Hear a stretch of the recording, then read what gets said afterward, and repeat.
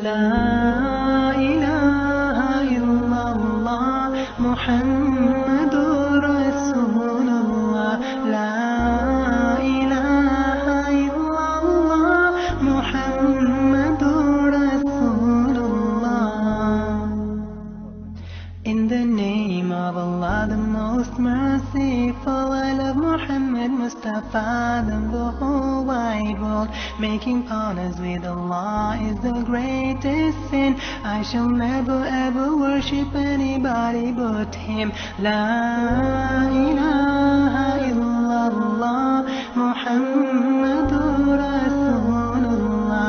La ilaha illallah Muhammadur Rasulullah. أعوذ بالله من الشيطان الرجيم بسم الله الرحمن الرحيم والصلاة والسلام على من لا نبي بعده سيدنا محمد وعلى أهله وأصحابه أجمعين. Assalamu alaikum wa rahmatullahi ta'ala wa barakatuh. Our esteemed viewers and listeners at home and wherever you are, may the peace and blessings of Allah be upon each and every one of us this fantastic Friday evening. We are most grateful to Almighty Allah, and like they say, thank God it's Friday, Alhamdulillah, it is another day of Jumu'ah. You are welcome to tonight's program called Fundamentals of Islam, reaching you live and reaching you from NTA Channel 5 Abuja, the Unity Station. My name is Abdul Fattah Adeyemi, and I want to implore you to join me to welcome to your home this evening. We have one and only our Ustaz, we call him Pen Abdul, and that is architect Abu Jabir Abdullah. Assalamu alaikum. Wa alaikum assalam wa rahmatullahi wa barakatuh. You are most welcome. Many people know Pen Abdul, mashallah. And Sheikh Abdullah is one of the vibrant scholars we have in Abuja here, based in Abuja. And is also the founder of Darut Tawheed Center, where matters of oneness of Allah and ethics and etiquettes of Islam are being taught and propagated. Morality matters and matters of social interaction within the framework of what is acceptable as far as Islam is concerned are major areas that he emphasizes to the people. And he has been doing this work for a long time, both for Muslims and those who are not Muslims. And we have something very important to discuss today, and that topic is about lessons in simplicity. There are things that have complicated our lives and things that we do that have made things to be a lot more difficult for us. But when we move back to the pristine, the old and good simplicity, things that are complicated will begin to make meaning to us if we can just simplify. And that's about what we are going to talk about today. We want to look at it vis-a-vis the teachings of Islam, and we visit the home of the Prophet ﷺ to see his life and how he went about being simple. Sheikh Abu Jabir, let me not speak too much on what we are supposed to talk about. When we talk about simplicity, simple life, generally, human beings generally, why do we find it so difficult to simplify things for ourselves? Yeah, Bismillah ar-Rahman ar-Rahim. My sheikh, I'm not a sheikh, wallahi. It displaces me. Now, may Allah subhanahu wa ta'ala be pleased with us. Why is it difficult for people to live a simple life? I think the simple things in life are the most difficult things to do, because people are more inclined to complexity, because humans for some reason think that you have to be complicated and complex before you can be appreciated By others. So and people overlook the simple things of life. And you know, it's 2 weeks ago I was with a web designer, and I was talking to him about designing a logo, and I said, I need something very simple. And he said, do you know that it's more difficult to come up with a simple logo Design. than a complex one? Because the complex one, you go this, you can just come up with anything complex. But to come up with something simple, it's difficult. So it reiterates the position that I've always held, that simple is difficult. And that's why you don't see people living simple. Because it means you have to shove off so many things from your shoulder and just look at life from a different perspective that is closest to you, but that a lot of people don't look at. Okay, if I am rich, why do I have to be simple? Well, the beauty of it is that being simple does not equate poor. You know, poverty and simplicity are not synonymous. And being rich and simplicity are not antonyms of each other. So you can be rich and be simple. You can be poor and be complicated. So it's a state of mind. It depends on what you choose to do. What if I'm so educated? How simple can I be? That being educated also can be simplified. Okay. And it means, you know, that education humbles, because simplicity is all about being humble. So when you are educated and you acquire the quality of humility, then you become simple. Your knowledge now humbles you. Okay. And now in interacting with others, you become approachable. And that's you know, what we want to highlight in the life of the Prophet, because all of these things that you've asked now in terms of knowledge, undoubtedly the Prophet is the most knowledgeable. In terms of wealth, when you look at it from, you know, what is known as wealth, the Prophet well, did not live a life of affluence. The Prophet had, you know, wealth, but he gave them out. He was always in the habit of giving. The Prophet would give 70 camels. That's like your 70 Ferraris of today. You know, you're talking about 50 million times 70. So the Prophet would give. So in the modern connotation, the Prophet was not a poor person, but the Prophet was a giver. He was generous. And that did not affect his lifestyle. The Prophet received the revelation. That did not affect his lifestyle. So he journeyed, you know, beyond Jibril alayhi salam in Isra wal Mi'raj. The Prophet sallallahu alayhi wasallam had contact with, you know, revelation from Allah subhanahu wa ta'ala. He was Mustafa, the chosen one, you know, and, you know, the best of Allah's creation, the paragon of Allah's creation. Yet, all of these things did not affect the lifestyle of the Prophet sallallahu. It was that simple. In fact, he was simplicity personified. MashaAllah. You still describe the simplicity of the Prophet for us. But before we go there, let's play some blame game now. It seems it is people who are educated and who know so much. It seems they are the ones who complicate life for others. Am I correct? Yeah, yes or no. Okay. Yes, in the sense that some of the educated people believe that they have to be complex before people can appreciate and even recognize their level of education. I see. So simple matters, they go big to explain in simple matters for people. So I know some professionals that do that a lot. Yeah. They will confuse you. You have so much pain, they will call you some names. So, don't let's go there. Go ahead.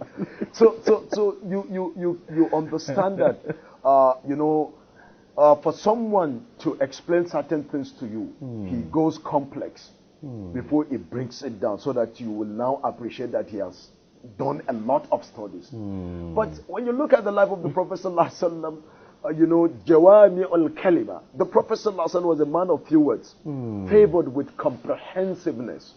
Hence, the Prophet sallallahu had the opportunity to go complex because he was the most knowledgeable. But Yet, few words with few deep words meaning, with deep meaning, and clear for and others. you know, because he was more concerned with educating than showcasing his level of education. Oh, I see. Okay, now if we now break it down now, I want you to emphasize more on this aspect of interaction by way of communication.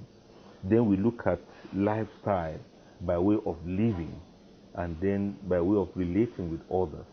Let's start with interaction and communication now. In what way do you think we have complicated things for ourselves? Well, one of the most interesting things that I always reiterate is the fact that, you know, we say of the companions of the Prophet ﷺ that akalluhum takallufa. They have no red tapes, or little or no red tapes. You know, you want to approach them, it's the easiest thing to do. You want to ask them, it's the easiest thing to do. They were, you know, available. They were approachable. They had no red tapes.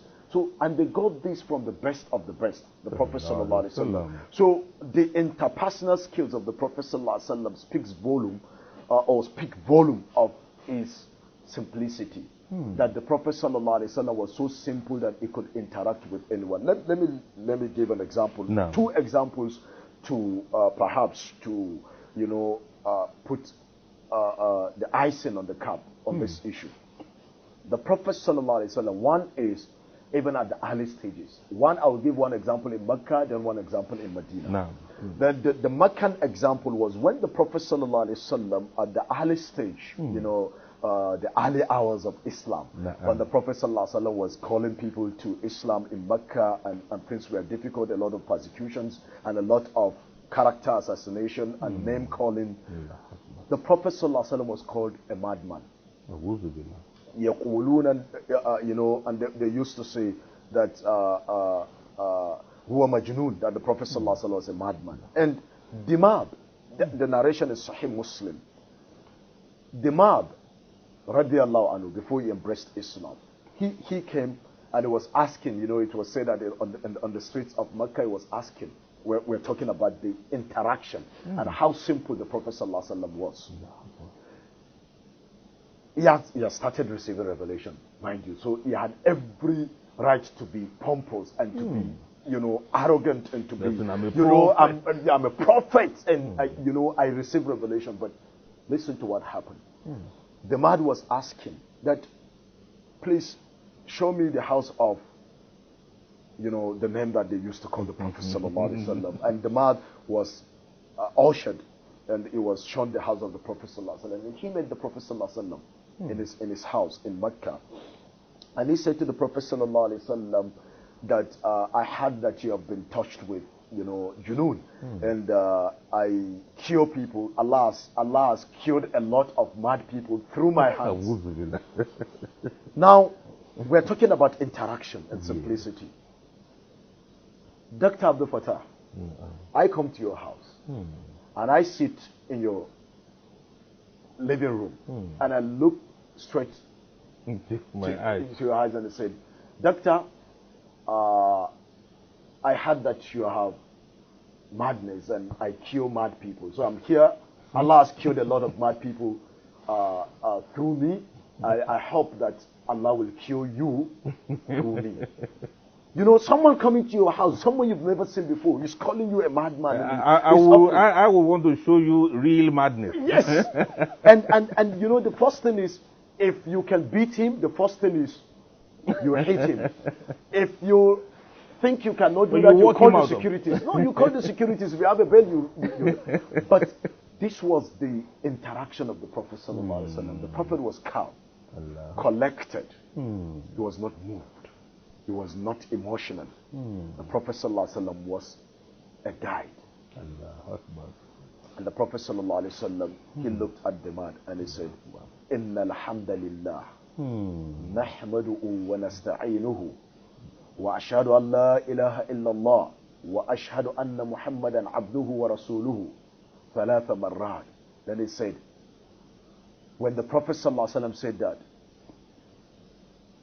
the man said, لقد سمعت قول الكهنة وقول الشعراء.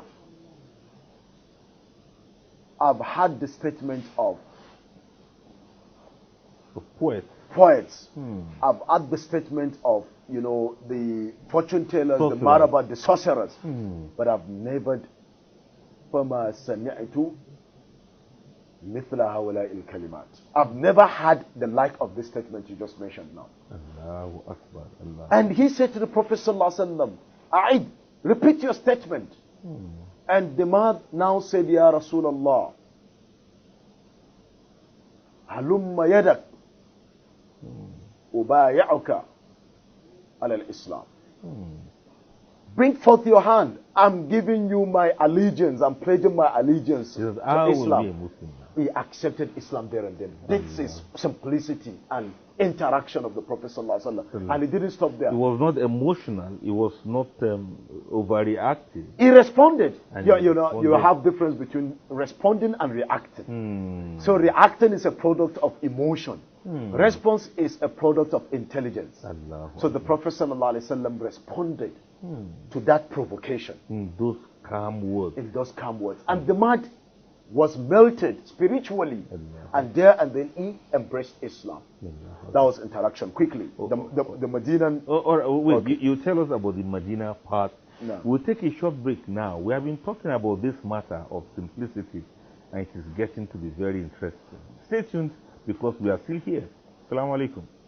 لا إله إلا الله محمد رسول الله لا إله إلا الله محمد رسول الله. May the peace and blessings of Allah be upon each and every one of us. It's another fantastic Friday evening, and you're welcome to NTA Channel 5 Abuja. First of all, you train yourself, you educate yourself, then you educate your family, and then the community at large.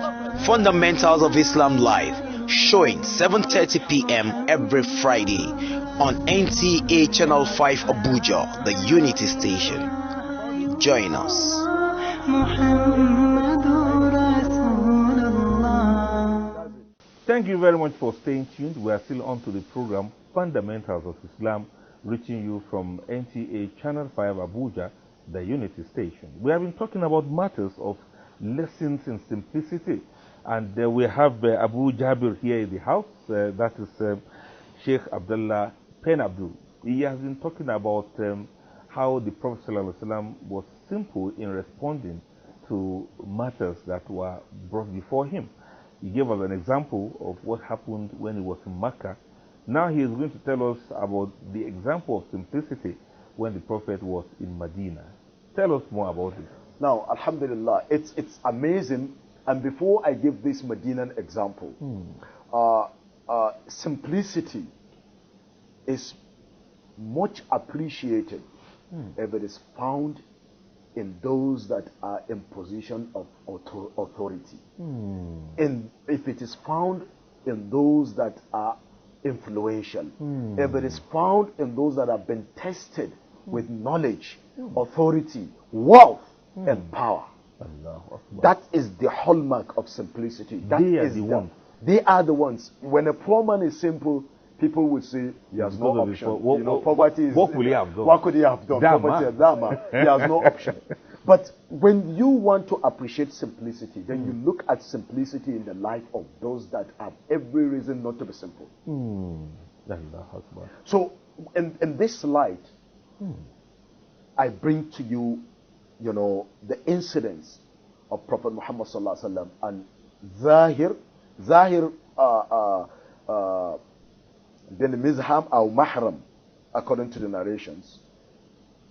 And this narration is authentic. You know, this narration is authentic. Ibn Kathir has it and others. We don't want to, we're talking about simplicity. We don't Yes. want to, we're telling you it's authentic, inshallah. It is All right, let's authentic. make Ibn it Kathir- simple. Yeah, let's make it simple, not to bring all the references. But it is authentic. Zahir was a very simple person, a companion of the Prophet ﷺ. Well, on the other side of simplicity, because he was poor, and it was said that he had no, you know, his facial appearance was not that appealing.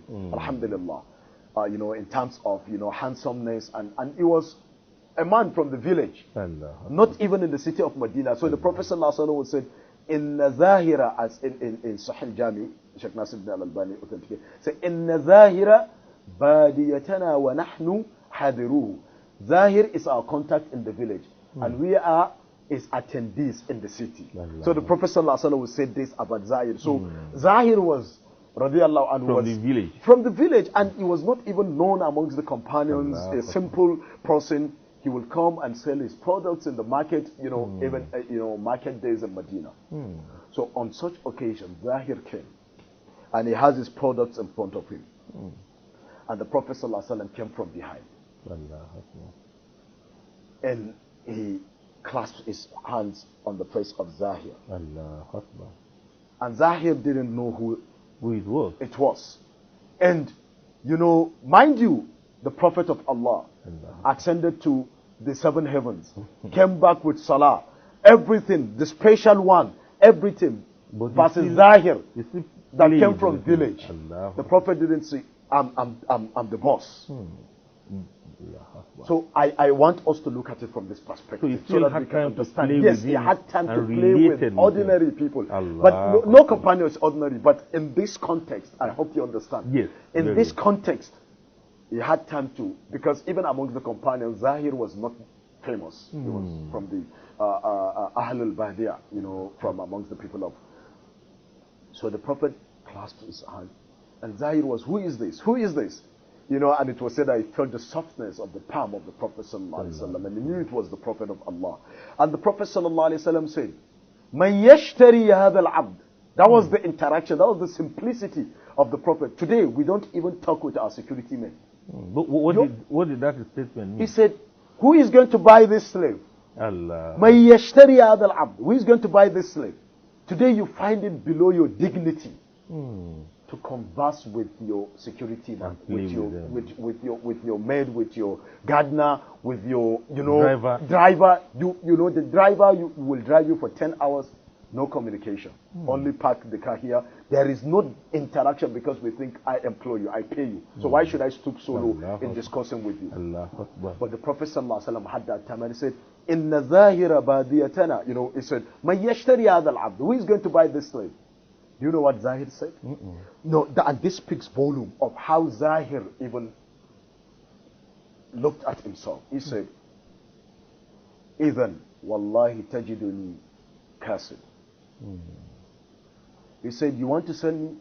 Then wallahi you will find me unsellable. Who is going to spend his money on me? Allah. Who is going to sell? Okay, meaning that he felt so worthless. He said, who am I? You want to sell me? Nobody will even buy. Wallahi idhan tajiduni wallahi kasib. You will find me unsellable. Listen to what the Prophet ﷺ said. And this is the Prophet ﷺ uplifting the moral of the one that feels his inferior. The Prophet ﷺ said, Lasta wallahi lasta bikasib inda Allah. How come I call? Aw anta inda Allahi ghali. The Prophet ﷺ said, you think you're unsellable? I swear by Allah, you are not unsellable in the sight of Allah. You are precious in the sight of Allah. Allahu Akbar. That means you are very important. Look at how the Prophet, you can imagine the superiority, what do we call it now? If he was feeling inferior, now the superiority rush through his vein. It substituted everything, because the Prophet of Allah saying that you are precious in the sight, and the Prophet was not cooking up the words. He was indeed precious in the sight of Allah. So part of the simple life is to interact with those below people and let them see the value in them. Don't make yourself to be above them. Don't demoralize people. Don't demoralize them. Don't remind them of their status below you. Allahu Akbar. That is how to live simple, and that is, conquering people. Today, someone is a chairman. He finds it below his dignity to start conversing with people that are not fellow chairmen. Someone has gotten a big job. He no longer finds it worthy to be in the midst of people that he grew up with. His friends. The president finds it, or the governor finds it below his dignity to even interact. The Prophet ﷺ will lift up that is simplicity. Ya Ghulam in the hadith in the Sunan of Abu Isa at-Tirmidhi, and also in the Musnad of Imam Ahmad.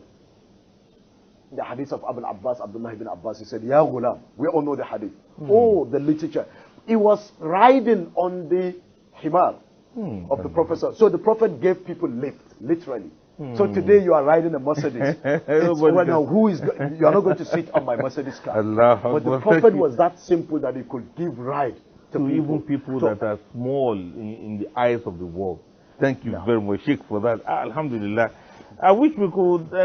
We've not even started this discussion yet because there are so many questions that I want to ask. But we do hope we'll have an opportunity to discuss further on this matter because to keep things simple, to make life simple, is going to remove a whole lot of complications from our existence. Let us remove the clutters and be very free with people. After all, life is very short for somebody to feel that he is everything.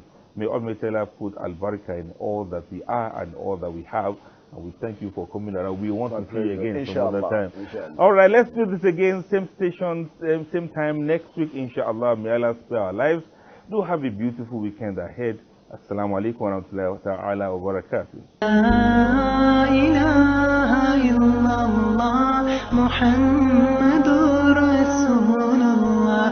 La ilaha illallah Muhammadur Rasulullah. In the name of Allah, the most merciful, I love Muhammad Mustafa than the whole wide world. Making partners with Allah is the greatest sin. I shall never ever worship anybody but Him. La ilaha illallah Muhammad